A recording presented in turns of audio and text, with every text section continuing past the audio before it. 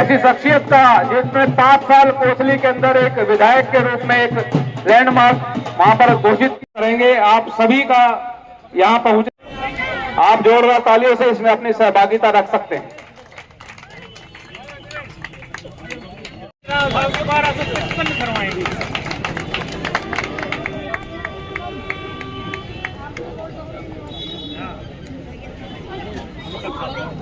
मैं बहुत बहुत धन्यवाद करता हूं आप सभी करता हूं।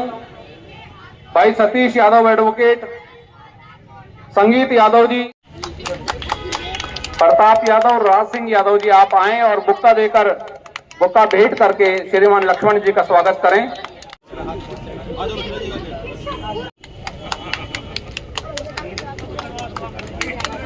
स्वागत करने के लिए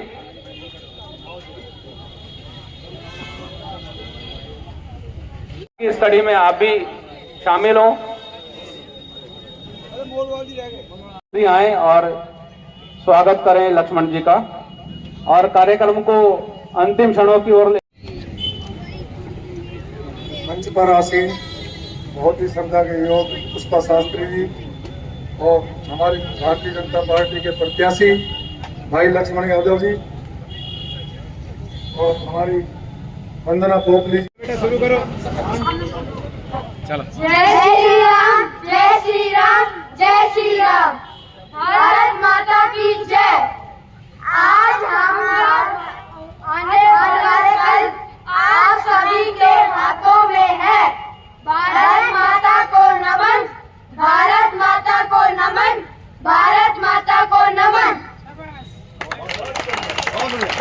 बस आज तो केवल आशीर्वाद आपसे मांगने आया हूँ, क्योंकि ये जो वोट की ताकत है, इससे आने वाली पीढ़ियों का आधार मजबूत होता है। तो ये सोच समझ के ही देनी चाहिए कि नहीं।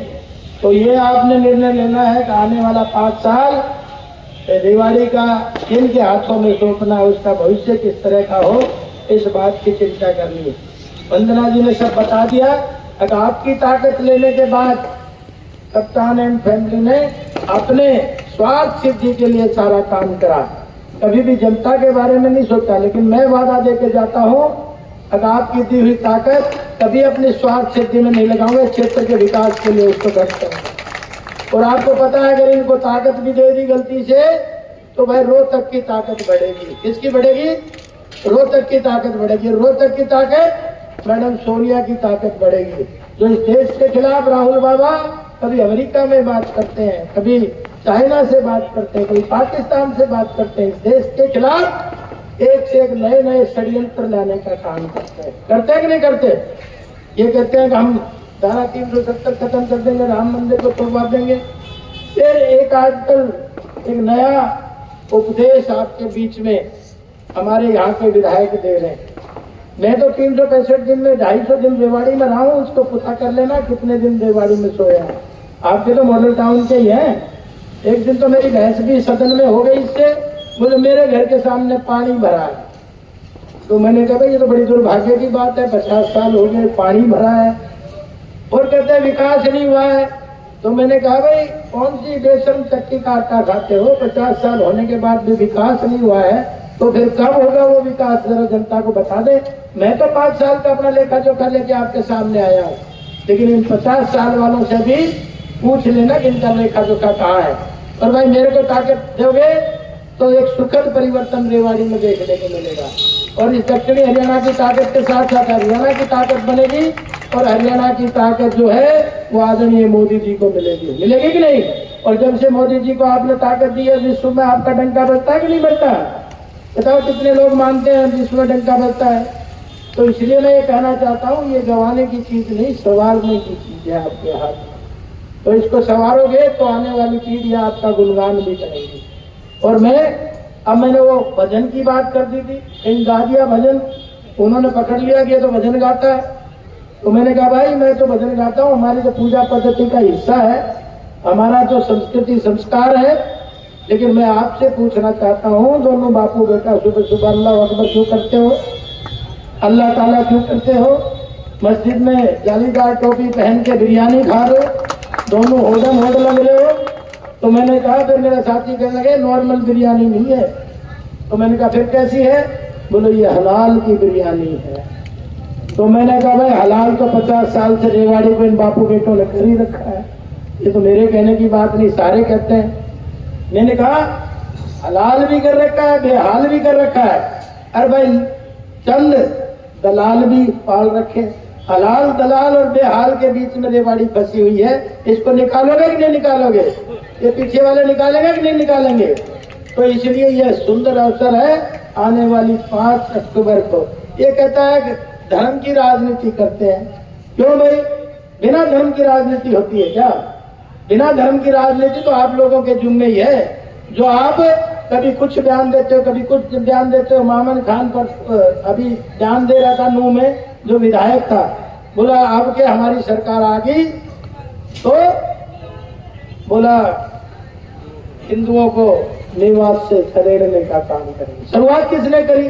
हम किसी धर्म के खिलाफ नहीं है, लेकिन कोई हमें छेड़ेगा तो हम फिर छोड़ेंगे नहीं। इसलिए ये कहना चाहता हूँ, आज गो भक्तों को गुंडा बताने वाले लोगों का इलाज करोगे कि नहीं करोगे?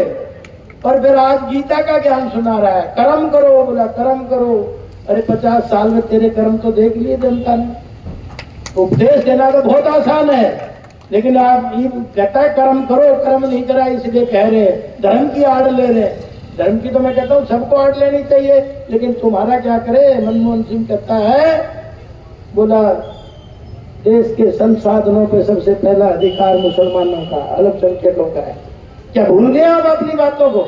और इनका एक वो शमशेर सिंह गोगी कहता है, बोले भाई पहले तो हम अपना घर भरेंगे, फिर अपने रिश्तेदारों को मजबूत करेंगे, फिर बचेगा तो देखेंगे।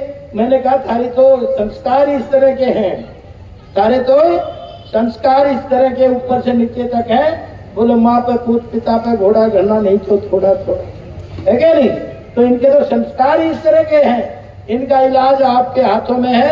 आप अगर इलाज कर दोगे तो निश्चित तौर पे एक सुखद परिवर्तन 5 साल के लिए आएगा।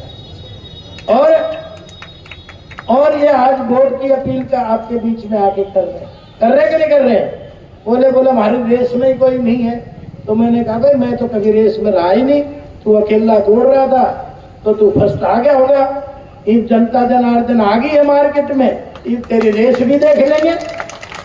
तो इसलिए आज पूरा देहात हो चाहे शहर हो, आज कमल खिलाने के लिए आतुर है। सबके चेहरे मोहरे तो मैं पढ़ ही सकता हूँ, कम से कम मेरा तो इसलिए ढीला हो रहा है कि मैं सोया कई रात हो गई, लेकिन मैं जनता का चेहरा तो पढ़ ही सकता हूँ ना। तो आज सबका परिवर्तन का मूड है कि नहीं है?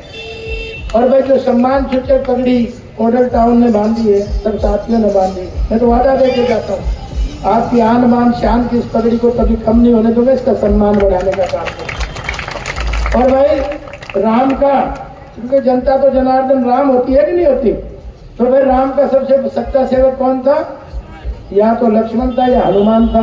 मैं तो रात को चौकीदारी करी, 5 साल खाली चौकीदारी भी करूंगा जाग के। और आप जागते रहेंगे तो निश्चित तौर पे तो आज हालात भी है, परिस्थिति भी है, परिवर्तन का लोगों को मन भी बना रखा है। इसलिए मैं अंत में अपनी बात समाप्त करूंगा। हम पड़ाव को समझे मंजिल, हम पड़ाव को समझे मंजिल, और लक्ष्य हुआ आंखों से ओझल। वर्तमान के मोहजाल में आने वाला कल ना बुलाए, आओ फिर से कमल खिलाए, आओ फिर से कमल खिलाए। तो अगर आपने कमल खिलाने का मन बना लिया है तो दोनों हाथों से मेरे को आशीर्वाद दे देंगे और बढ़िया फोटो खींचे, हंसे उसी का आना चाहिए। आप सब लोगों का बहुत बहुत धन्यवाद, बहुत बहुत धन्यवाद।